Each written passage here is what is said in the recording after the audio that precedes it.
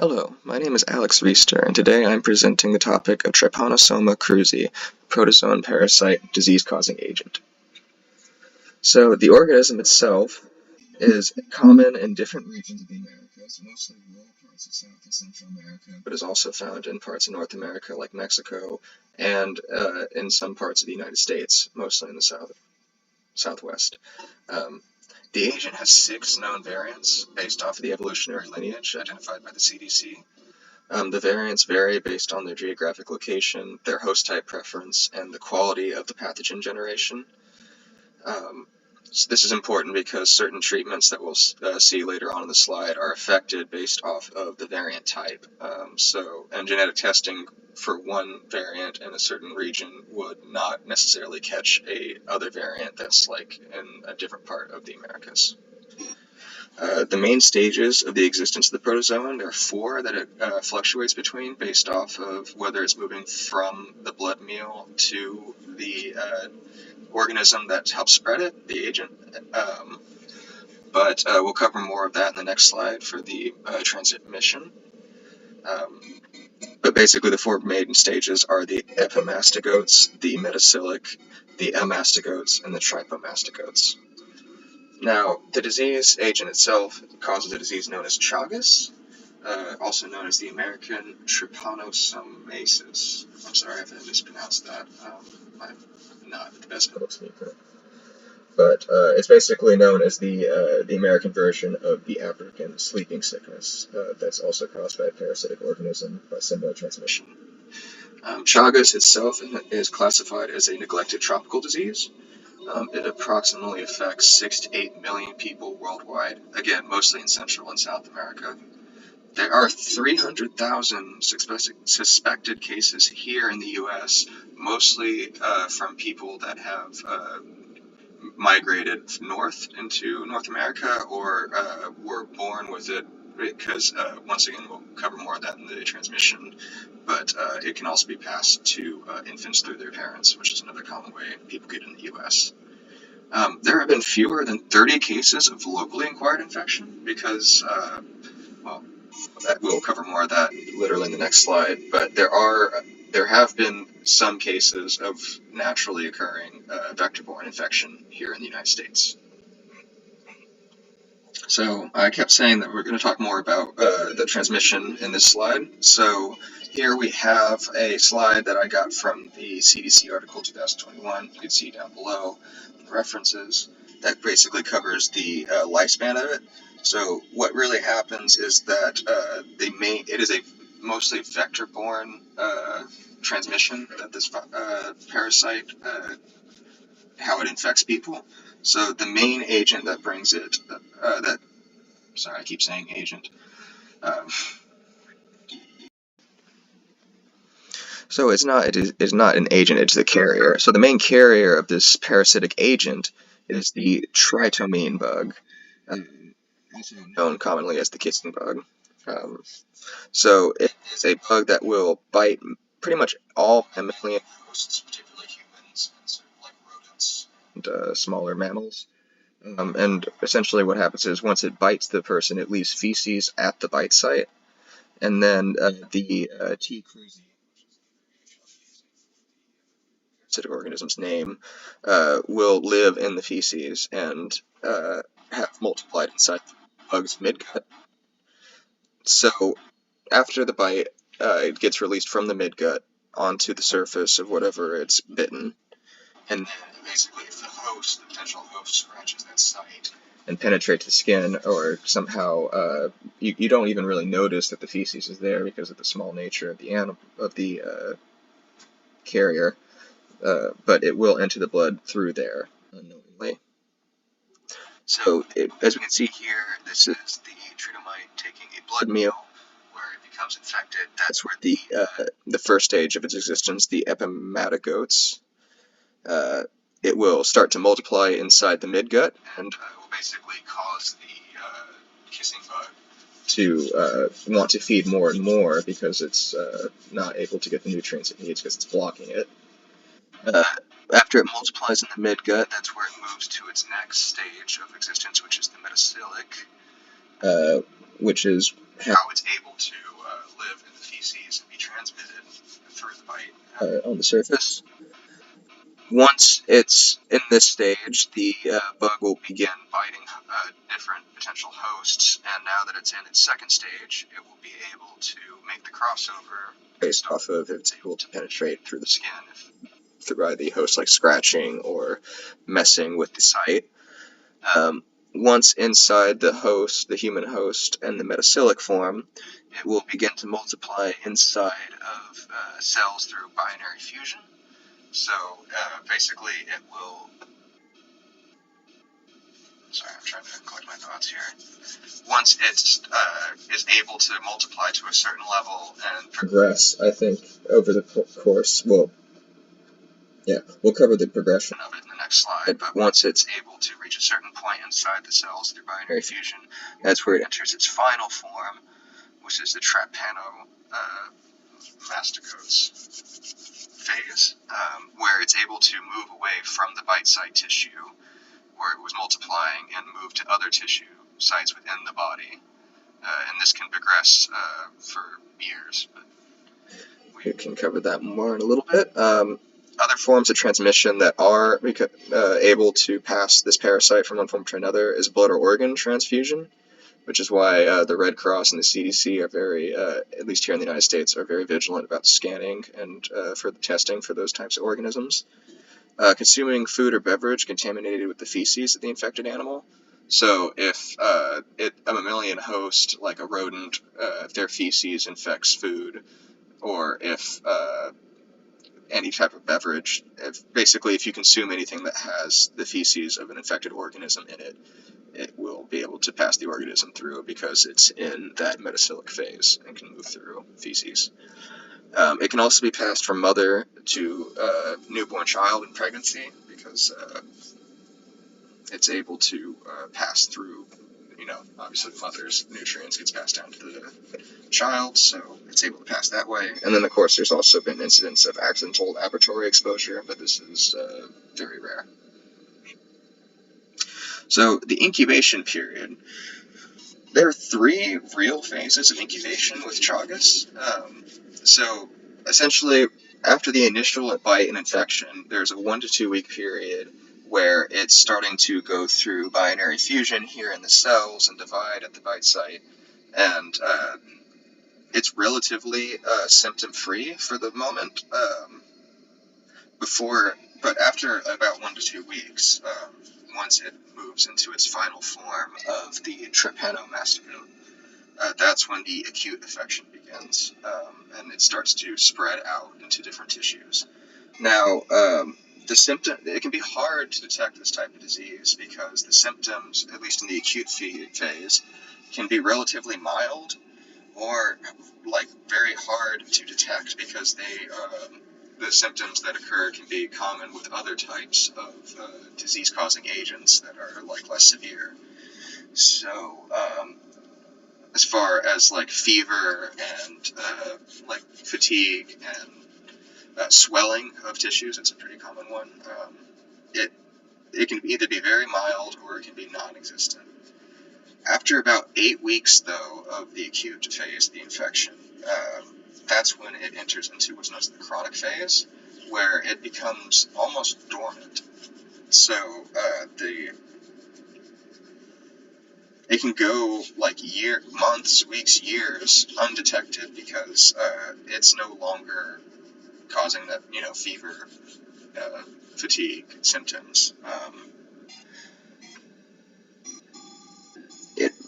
But essentially what happens is during this phase, it's starting to spread out to different parts of the body and starting to burrow into different tissues. Mostly it'll begin to start concentrating around the chest cavity or the digestive tract. And it's at this point that we'll cover more in treatment, but it becomes very difficult to treat the longer it's in the chronic phase. Now, the third and final phase is the chronic determinant phase. Now, only about 30% at the most of patients get to this point with the disease, but essentially what happens is that the really severe life-threatening symptoms begin, and treatment with antiparasitic medication becomes not really a viable option to treat or slow the progression at this point. So basically 1 to 2 weeks after the initial infection, acute phase will begin. And then after the acute 8 weeks of the acute phase, that's when the chronic intermediate phase average will begin to set in. These are all estimates. It can be shorter or it can be longer depending on the patient's overall health and where they were infected. Now, common signs and symptoms. We got a little bit into this with the incubation period, but I'll go more into it. Like I said, Chagas disease can be really difficult to detect without laboratory and medical testing, um, particularly because, but there are some signs that indicate early infection that doctors can't look for if they are aware of the situation. The most common one is swelling around the bite site. As you can see here, I took this from the CDC 2021 symptoms page. This person was infected around the eyelid and eye, and it caused severe swelling around there. It's known as a chagoma. Again, sorry for mispronunciation, where the entry point of the parasite is located. And then swelling of other organs, orangs, I'll have to correct that. Organs like liver, spleen, or swelling of other body tissues are another common indication. But again, the swelling of like liver and spleen can be an indication of many different infections. Now, in the acute phase, which, like I said, usually begins about 2 weeks after the initial infection, symptoms can be either completely asymptomatic, which is a terrifying thought, or they can be mild for weeks or even months. But some of the most common ones, according to the CDC, again, are fever, fatigue, body ache, headache, rash, loss of appetite, diarrhea, and vomiting. But again, these can be symptoms of many other types of infection and are not necessarily a good indication that you have a parasitic infection. Now, the chronic phase, and when I say chronic phase, I mean chronic determinant phase. That's the phase where it's progressed to the point, as in months or years at this point of infection, and about 30% of people begin to see things such as enlarged heart failure, arrhythmia, cardiac arrest, megaesophagus, which is swelling of the esophagus to an incredibly large length, megacolon, same thing for the colon, and eventually death due to the fact that the parasite likes to concentrate in the chest cavity and the organs of the digestive tract, or tissue of the digestive tract. So basically, because of where it's burrowing, it can enlarge these tissues to the point of failure. Now, there are treatment options that are available for this infection. In the early stages, it's almost 100% curable, especially in children. There are 2 antiparasitic therapies in particular, according to the World Health Organization, that work. There's benzodiazole, and there's nifurtimox. And I know I just butchered those pronunciations, but they're very good medications, that antiparasitic therapies, that have been shown to almost completely eradicate the disease itself in the early phases, in the early acute phase. Now, after the acute phase, it can become increasingly difficult to treat it. So, chances of 100% eradication become diminishing as the parasite has time to progress through the body. However, implementing these types of treatment options can help slow the progression of it, so they can help it from spreading from other parts of the body and other tissues. And it can, depending on adverse effects from the treatment, it can have a good effect on older adults that have progressed into the chronic stage. Now, the difficulty with diagnosing Chagas, in particular, and getting these treatment options, is the fact that on-the-ground testing for these types of parasites are not implemented very well, and to catch it in the correct amount of time can be very difficult, especially in areas that don't have readily available access to medical treatment or testing. Now, in chronic phase of Chagas, there's a little bit of a split in the medical community as far as the proper treatment, because about 40% of adults, according to the CDC, who have chronic Chagas experience some sort of adverse reaction to the drugs, like nausea, insomnia, anxiety, depression. So there's not really a general consensus as far as what the treatment for chronic long-term Chagas is, other than they take it patient by patient and basically weigh the options if it's worth slowing the progression, if the adverse effects are worth slowing the progression of the disease. However, most doctors do agree that you need to be, like I said, realistic and weigh those progression. Morbidity and mortality rates. Like I said, there's 6 to 7 million diagnosed cases of Chagas worldwide, with about 30,000 new cases each year. Because of the way that the T. cruzi parasite infects its host, every person on the planet is potentially able to become infected with this agent. Now, again, it's not endemic worldwide, and it can only really be concerning if the area that you're living in has an endemic infection of it. But I did do the calculations for what the morbidity worldwide rate would be based off of the upper end of the cases that are known around the world, according to the CDC and World Health Organization, and how many people are on the Earth. It's a very low morbidity rate because like I said, it doesn't affect a lot of other regions. But if you were to narrow the sample population down to the Americans, to the Americas, you would see that it's actually more significantly probable, and this is with all countries presenting around the South and Central Americas.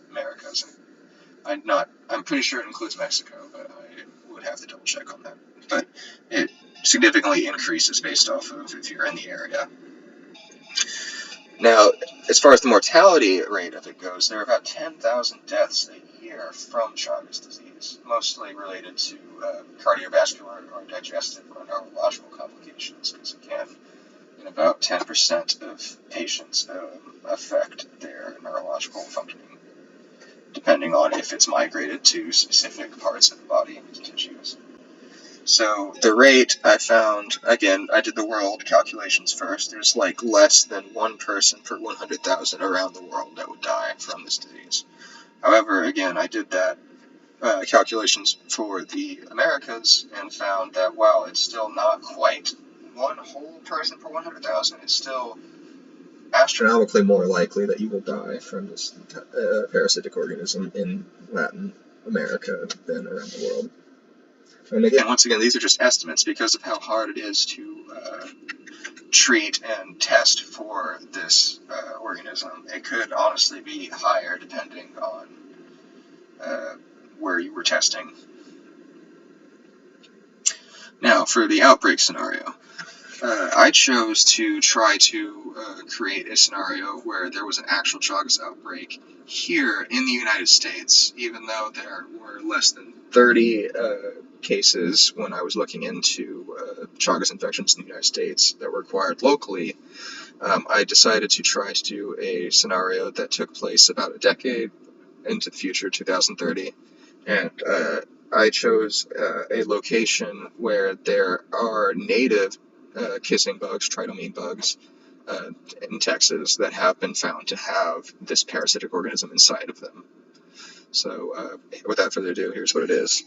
The Chagas outbreak takes place in the Sunnyvale mobile home community, located about 50 miles outside of the city limits of El Paso to the west. Sunnyvale was opened in 2020 to provide affordable housing within traveling distance of the city limits of El Paso. The community started with 10 homes on the lot, but rapidly expanded, and by May of 2030, when the outbreak was identified, there were 110 homes on the lot with 360 residents in total. The outbreak itself was not identified until the index case had unfortunately passed away from complications caused by his chronic infection. Once discovered, however, the county government issued an advisory to the Sunnyvale community and surrounding residents, informing them of the discovery of the disease and providing free testing in county hospital. Testing confirmed that out of the 360 residents in Sunnyvale, 7 additional cases were identified in various stages of the parasitic infection. Now, the index case. Patient 0.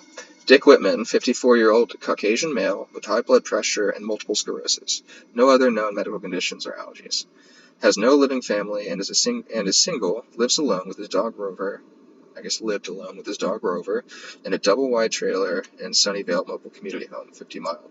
I don't know why I chose to put the city limits again, where he worked as the maintenance and groundskeeper for 12 years.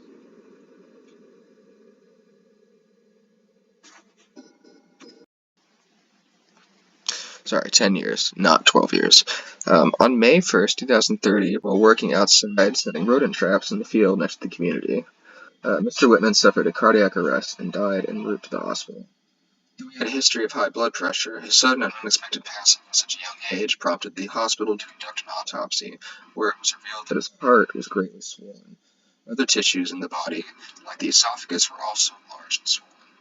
Though it is believed that Mr. Whitman may have relieved the swelling in the esophagus as a result of an MS flare-up known to cause swelling in different organ tissues. He suffered from inflammation his entire life. While Chagas is not a communicable person-to-person disease, Mr. Whitman did not spread the case to other people in the community. He was identified as the first human case, the index case for this outbreak, because of the progression of his infection through the autoimmune disease that he had, MS, was able to accelerate the progress. He had the most severe case of the infection. Of the parasitic organism. The amount of time that he lived in the area, he was one of the original 10 community members, and also his exposure to the field where the animal reservoir, the kissing bugs, were located, or found. We'll expand more on that in just the next slide. So there were several factors that initiated the rare transmission of Chagas in the United States.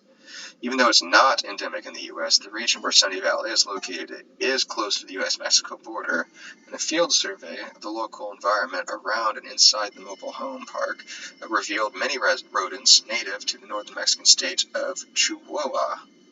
Again, I'm so sorry for mispronouncing that. That were infesting and nesting in the field bordering the southern edge of the Sunnyvale lot. The working theory behind why the rodents migrated so far north is that extremely high temperatures and low precipitation in their native region, caused by climate change, forced some species to migrate to a more hospitable environment. While the Sunnyvale lot was being constructed in 2020, when the infestation began, it provided the most hospitable environment for them.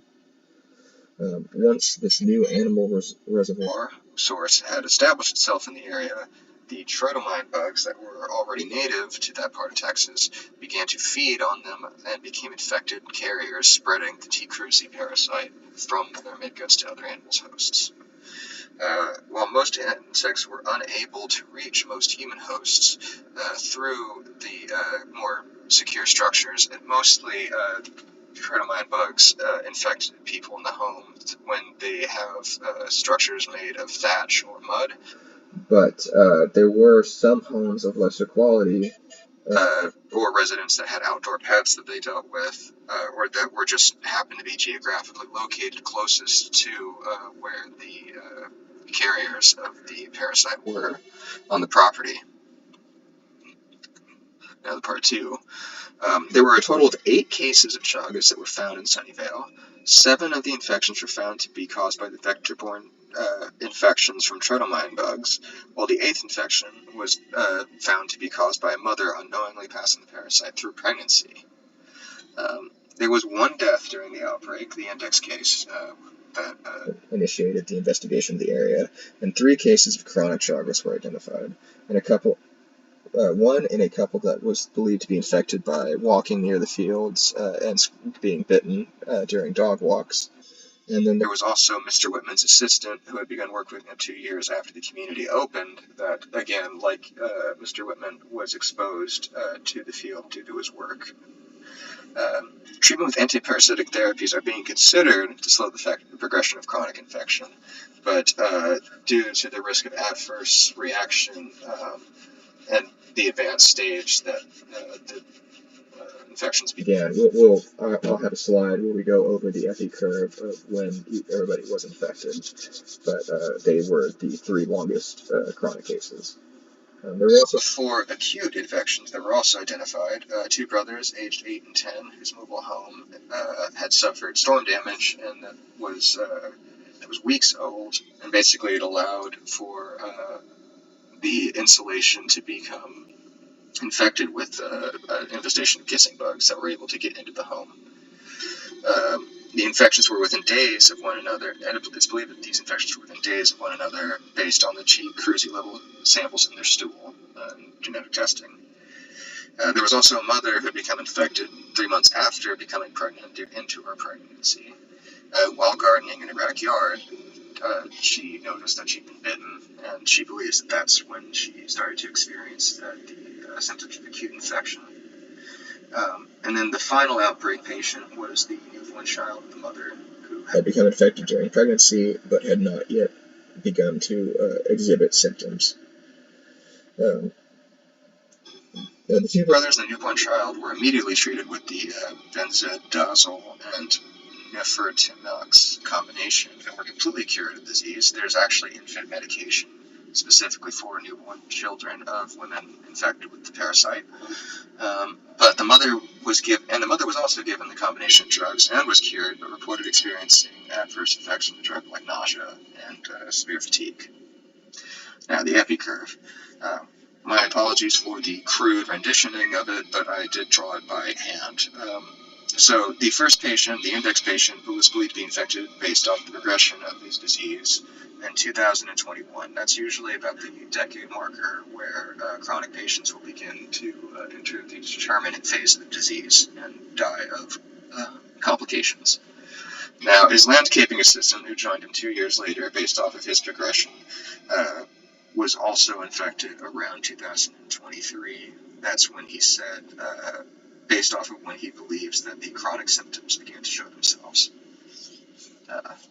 Now, there was a lull of about a couple of years as the lot grew, but then in 2026,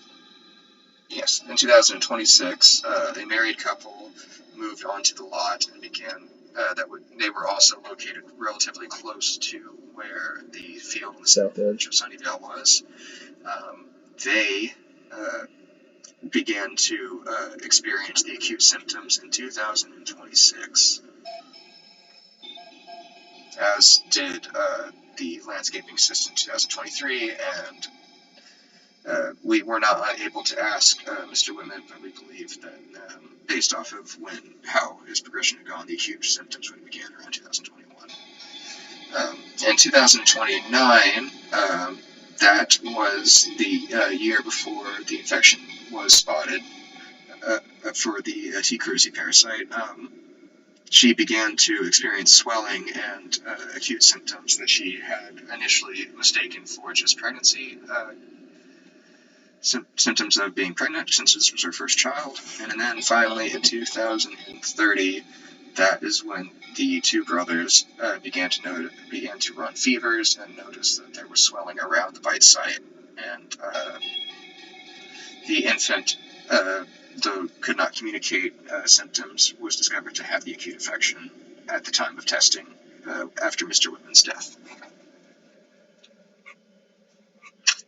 Now, the attack rate and the mortality rate of Sunnyvale outbreak. In total, there were 360 people that lived in the Sunnyvale community. There were 8 total infections. That's an attack rate of about 2.2%, which is incredibly high compared to what it would have been in South America. But given the small population and the length of time that the outbreak was allowed to continue, because it is decades long, it's not surprising that it's at that percentage. Now, the mortality rate, again, relatively high compared to the worldwide or even endemic regions mortality rate, but considering how long the Chagas outbreak had continued unchecked, it's not surprising that, honestly, it's surprising that only one person has died. If it weren't for that death, it may have gone unrecognized for many more years. Now, of the containment of the outbreak, there were several methods that were employed. The most effective way to deal with a vector-borne transmission is to spray for the insecticide in the field to try to diminish the kissing bug population. There was also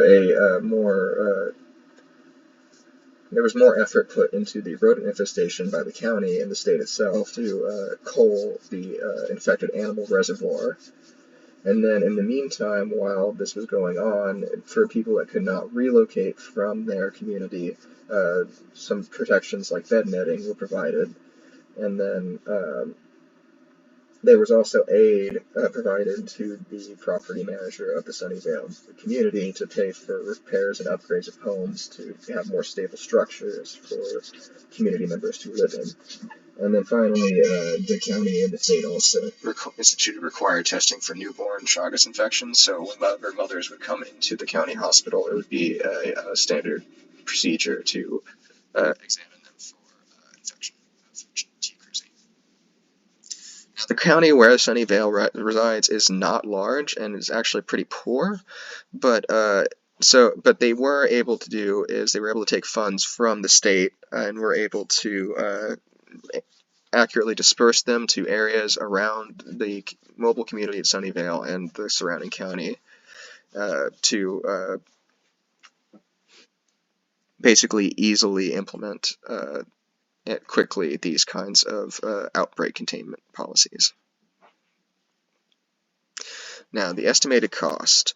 It's very hard to find information regarding the spraying of, like for tritomine bugs in particular, because it is an NTD. I did find some examples of worldwide like vector control. So like in Latin America, mostly Mexico, Brazil, and Argentina, they compiled spending on pest control, and it was in $2.2 billion. I'm so sorry. $2.24 billion. But that's for dealing with pests like kissing bugs. It's also mosquitoes and other disease-carrying pests that they are spraying for. Now, a more central fact that I was able to find from Casimir 2016 that you can see in the references below is that about $544,000 was granted to the research of the University of Texas to deal with Chagas outreach and education efforts. So as far as the estimated cost of containing and controlling the Chagas outbreak, that is one hard statistic I was able to find for Texas in particular. Now, another study also conducted in Texas was able to provide what the state was willing to pay on average for spraying for pests around an individual's 2,500 square foot home, which was around $46 to $56 per year per person. So I was also able to find that the average price of the antiparasitic benzodiazole for infants is $180 per treatment, and for mothers, like adults, it's around $720. And then testing, it's actually more expensive for infants. It's about $400 per infant and about $60 per mother or adult because of the stool test, blood test.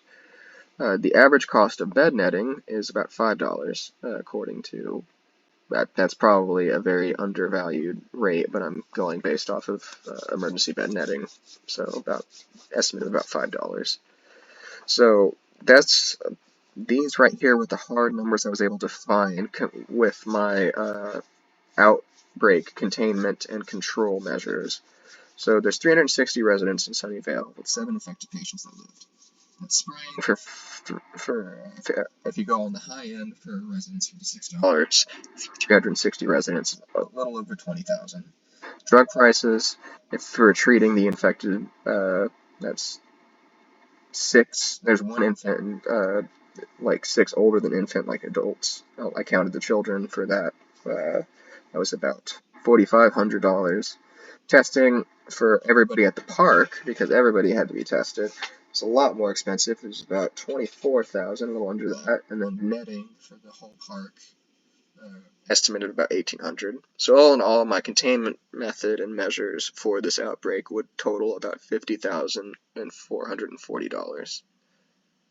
Now these are my references. I don't have a slide that kind of summarizes the entirety of the presentation, but essentially the summary is that Chagas, though it is a neglected tropical disease, is able to be transmitted to basically any host that lives in an endemic area where the parasite has a large animal reservoir that it can stay consistent in.